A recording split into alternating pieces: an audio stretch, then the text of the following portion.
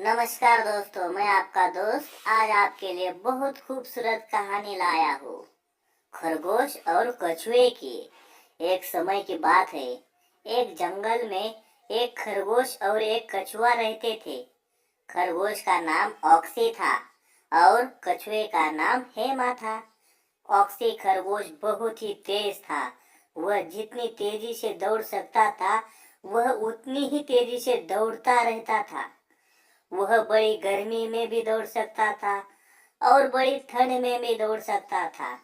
वह अपनी तेज दौड़ में बहुत गर्व महसूस करता था और बार बार अपनी तेजी की बढ़ाई करता था। वह बार बार बोलता, मैं दुनिया का सबसे तेज जानवर हूँ। वही हेमा कछुआ बहुत ही धीमा और सावधान था। वह दौड़ने में बहुत ही धीमा था, पर वह कभी भी हार नहीं मानता था। बार बार कहता, सब्र का फल मीठा होता है।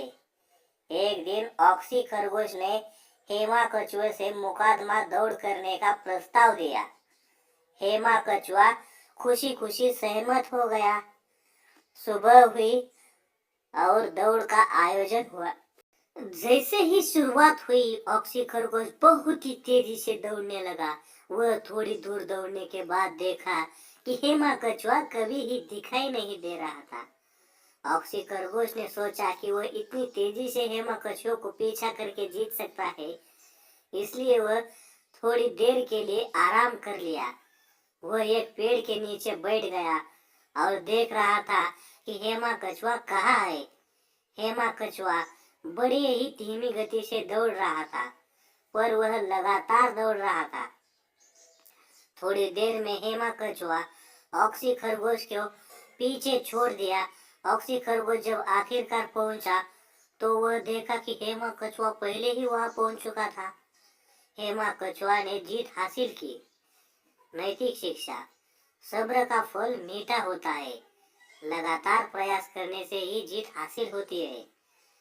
तो नमस्कार दोस्तों, इस कहानी से खाली हमको यही सीख लेनी है कि हमें लगातार प्रयास करना है। चाहे कुछ हमें उस क्षेत्र में आता हो या नहीं आता हो, प्रयास करने से जीत हमेशा हासिल होती ही है।